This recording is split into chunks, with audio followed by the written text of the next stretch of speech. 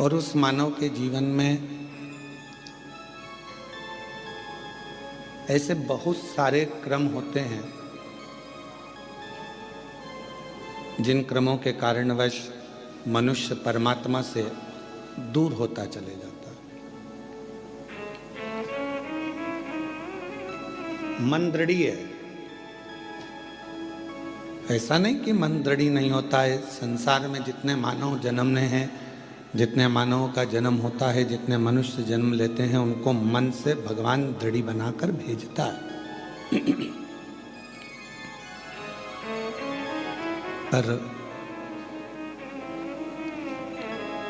व्यक्ति कानों से दृढ़ी नहीं हो पाता।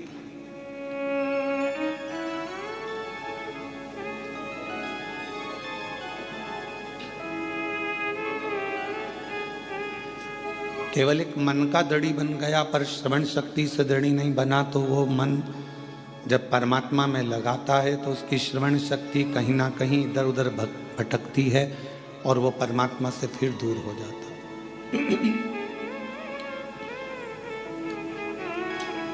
परमात्मा से दूर होने का कारण ही हमारी कहीं ना कहीं मन को भटकाने का क्रम ये कान कर जाते हैं। जैसे कई माताएं नियम बना लेती हैं, कई भाई नियम बना लेते हैं कि मैं शंकर भगवान को भजूंगा, मैं शिव जी को एक लोटा जल चढ़ाऊंगा, मैं शंकर भगवान का स्मरण करूंगा, मैं शिव के मंदिर जाऊंगा, शिव को भजूंगा, बेलपत्र का श्रृंगार करूंगा, शिव जी को चंदन अगर तगर से श्रृंगारित करूंगा। ये मन में उसने एक भाव बना, मन से वो दृढ़ी बन गया। पर मालूम पड़ा फिर किसी ने पूजन करते करते, भजन करते करते 1.5 महीना, 2 महीना, 3 महीना निकला और किसी ने तुम्हारे कानों में आकर कह दिया शिव जी को जल चढ़ाने से क्या होता है।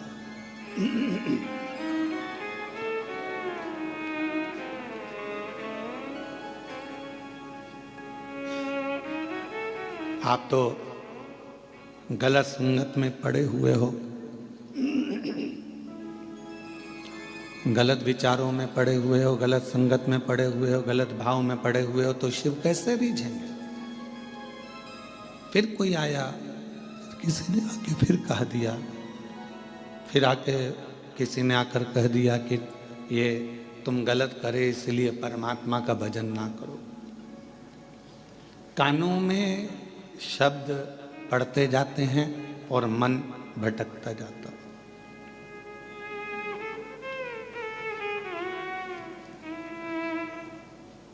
मन भटकता कब है? जब हम गलत लोगों की बातों में आ जाते हैं।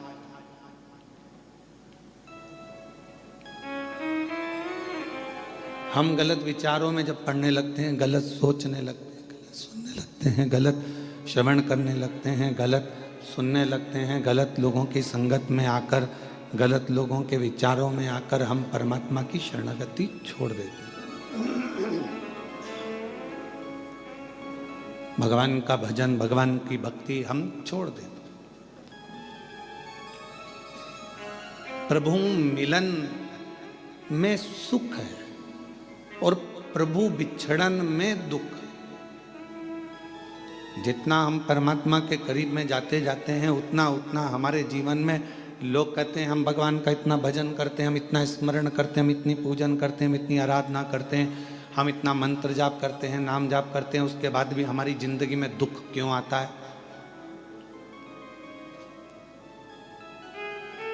आप सब समझदार हैं, जितने आस्था चैनल पर कथा सुन रहे हो, जितने फेसबुक यूट्यूब पर पितृपक्ष में ये श्रवण कर रहे हैं कथा को, सब समझदार हैं।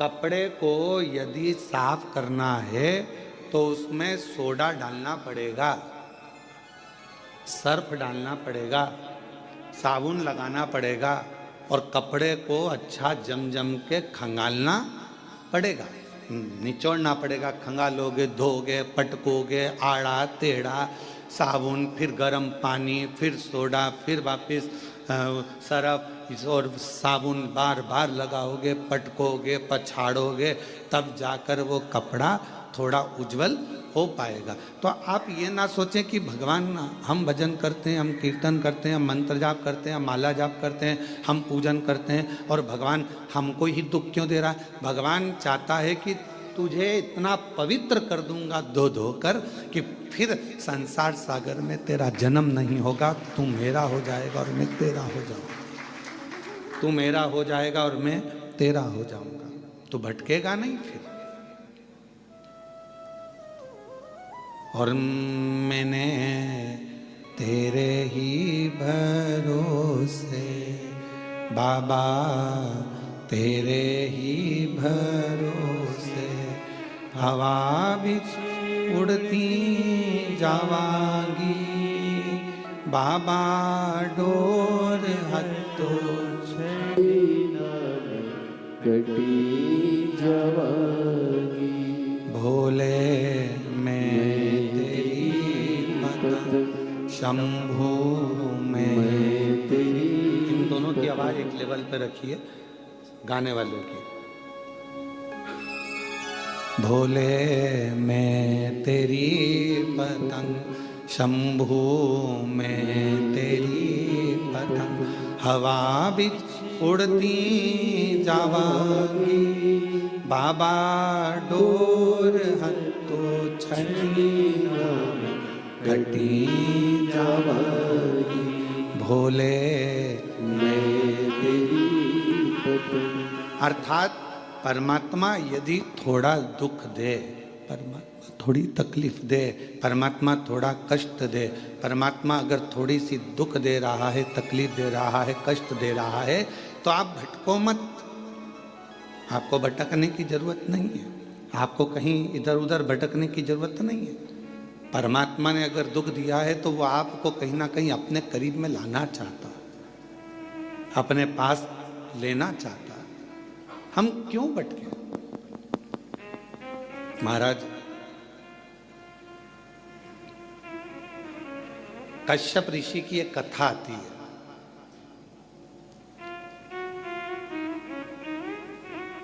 कि कश्यप बाबा, कश्यप ऋषि 12 ज्योतिर्लिंग का नित्य प्रति स्मरण करते थे।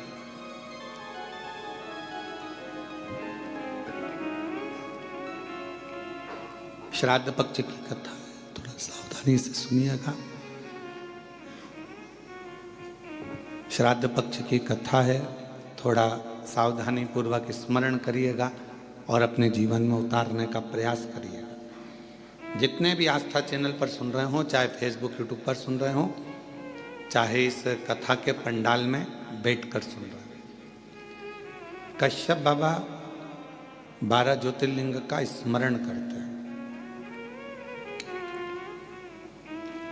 पर कभी उन्होंने अपनी जिंदगी में पार्थिव पूजन करा, हर बार 12 ज्योतिर्लिंग का स्मरण करा, पार्थिव पूजन करा, पर कभी उन्होंने 12वां ज्योतिर्लिंग नहीं बनाया। अर्थात 11 ज्योतिर्लिंग बनाते थे और 12 ज्योतिर्लिंग उसमें बनाते ही नहीं थे।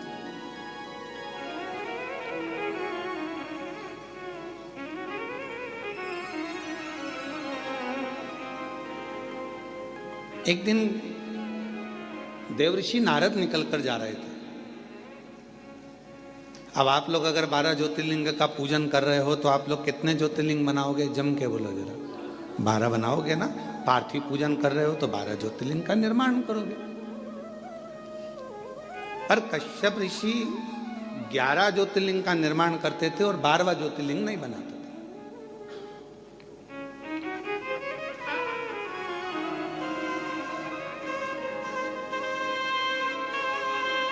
देवऋषि नारद का आगमन हुआ और देवऋषि नारद का आगमन हुआ और देवऋषि नारद ने आकर पूछा कि कश्यप बाबा एक बात बताओ, आप जो ये ज्योतिर्लिंग का निर्माण करते हो, ज्योतिर्लिंग बनाते हो, तो इसमें 11 ज्योतिर्लिंग बनाते हो, 12वां ज्योतिर्लिंग क्यों नहीं बनाते?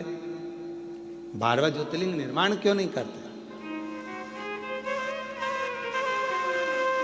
नारद जी पूछ पूछ कर थक गए, तो भी आखिरी तक कश्यप ऋषि ने यह नहीं बताया कि 12वां ज्योतिर्लिंग क्यों नहीं बनाते। 11 की पूजन करते, 12वां बनाते ही।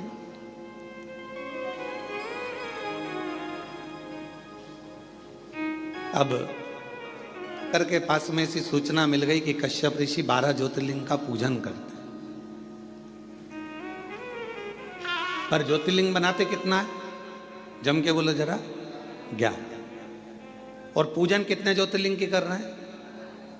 अच्छे से बोलो, आवाज नहीं आई। 12। तो जब 11 ज्योतिर्लिंग का आराधना कर रहे हैं, 11 ज्योतिर्लिंग का निर्माण कर रहे हैं, तो 12 ज्योतिर्लिंग का पूजन का फल कैसे मिले? कैसे प्राप्त हो? तब पार्वती जी एकदम रुष्ट होकर बैठ गई और पार्वती जी शिव जी की आराधना करने लगी। भोलेनाथ जी ने पूछा, पार्वती तुम रुष्ट क्यों? यहां पर एक लाइन बड़ी सुंदर आई है कि पार्वती जी रुष्ट होती हैं तो शिव जी की पूजन करती हैं। हमारा आप सबसे भी यही निवेदन है, अगर मान लो जिस दिन तुमको गुस्सा आए उस दिन तुम महादेव की पूजन करो, उस दिन आप भगवान का आराधना करो। पर उल्टा होता है, जिस दिन रुष्ट होते हो ना, उस दिन तो तुम इतना बोलते हो, इतना बोलते हो, इतना बोलते हो कि जो पहले का करा धरा है ना, उस पर भी तुम लोग पानी फेर लेते हो, वो भी पूरा सत्यानाश मिला लेते हो, उसको भी नाश कर देते हो।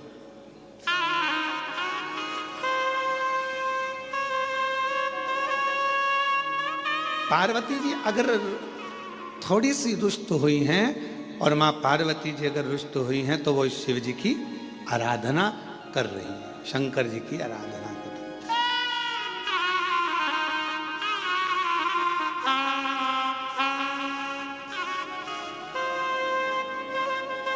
और मैंने तेरे ही भरोसे बाबा, तेरे ही भरोसे। मेरा सासुओं से भी निवेदन है, बहुओं से भी निवेदन है, बेटाओं से भी निवेदन है, बाप से भी निवेदन है, भाऊ से भी निवेदन है, और घर में रहने वाले हर व्यक्ति से निवेदन है कि पार्वती के संवाद का स्मरण करना। जब क्रोध आए कुछ नहीं करना, मुख चुप करना, एक लोटा जल उठाना और ले जाके देव अधिदेव महादेव पर चढ़ाना प्रारंभ करना। थोड़ी देर बैठना, हाथ में माला पकड़ना, नहीं पकड़ो तो प्रेम से मोबाइल को किनारे रखना और हृदय पर हाथ रखकर श्री शिवाय नमस्तुभ्यं, श्री शिवाय नमस्तुभ्यं, श्री शिवाय नमस्तुभ्यं, श्री शिवाय नमस्तुभ्यं। हृदय से अपने मन से भगवान को पुकारना प्रारंभ करो, भाव से पुकारो उसको। झगड़ा कर भी लोगे, सास अपशब्द कह देगी, बहू अपशब्द कह देगी, दोनों ने अपनी आड़ी टेढ़ी बातें कह दी, होगा क्या इसमें महाराज? इसमें एक दूसरे से संबंध दूर बनते चले जाएंगे, टूटते चले जाएंगे। इसलिए जितना मौन रहोगे, शांत रहोगे, उतने अपने जीवन का आनंद पाओ, उतने अपने जीवन को प्रसन्नता के भाव में लेकर जाओ।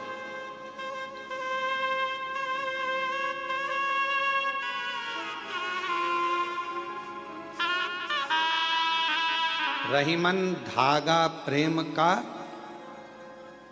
प्रेम का धागा जब टूटता है तो उसमें गांठ लग जाती है, और गांठ लग जाती है तो फिर वो गांठ जब भी खुलेगी, अर्थात दो हिस्से में ही रहे।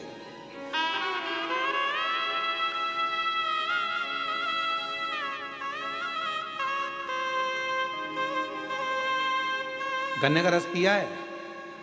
जम के तो बोलो। महाराष्ट्र में गन्ना ही बोलते हैं, ईख बोलते हैं? ऊस। अच्छा अच्छा, वो मूस नहीं बोला। अब मराठी में उसको ऊस कहते हैं, तो जो हमारे उधर गन्ना कहते हैं, शुगर कहते हैं, है?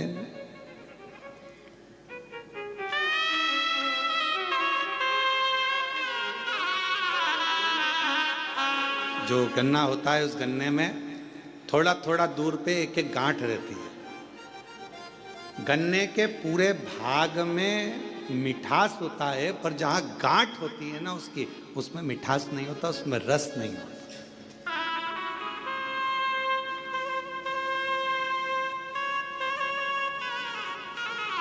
पर शिव महापुराण की कथा कहती है गन्ने के ऊस के अंदर पूरे में रस है, पर जहां गांठ है वहां ना रस है ना उसमें मिठास है।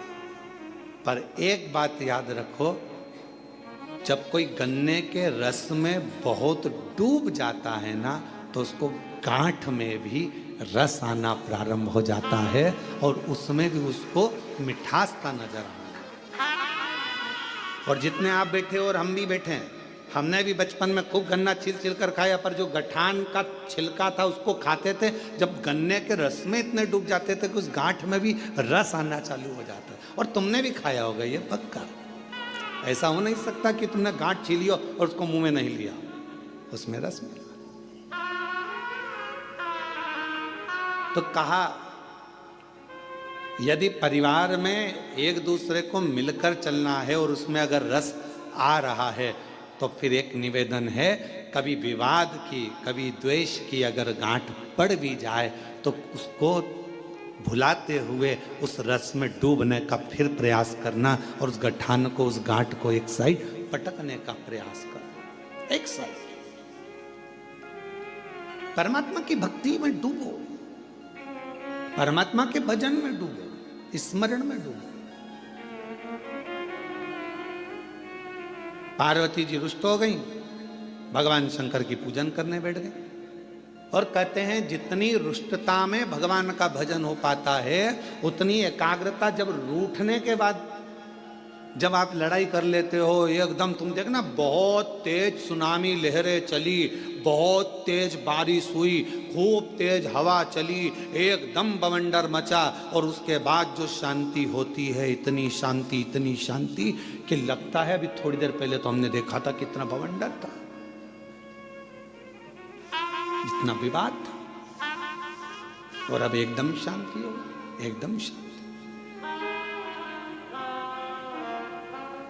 इतना शांत कैसे हो सकता है? तो जब विवाद छिड़ जाए, बहुत क्लेश हो जाए, बहुत अशांति हो जाए घर में, मान लो किसी कारणवश अगर विवाद हो जाए, तो मेरा निवेदन है टूटना नहीं, एक दूसरे से अलग मत जाना, बल्कि साथ रहना। तुम उसको समझना, वो तुम्हें समझेगा, और एक दूसरे से साझा बनाकर ये गन्ने के रस जैसा उसका आनंद लेते हुए आगे बढ़ते चले जाना, उसमें क्लेश ना हो। और मत बुरे कर्म कर बंदे वरना पछताएगा, भगवान की आंखों से तू बच नहीं पाएगा, तू बच नहीं पाएगा। अरे ओ अज्ञानी मत कर नादानी, अरे ओ अज्ञानी मत कर नादानी, तेरे कर्म का फल भी तू ही पाएगा, जैसा किया तूने तेरे आगे आएगा। मत बुरे कर्म कर बंदे वरना पछताएगा, भगवान की आंखों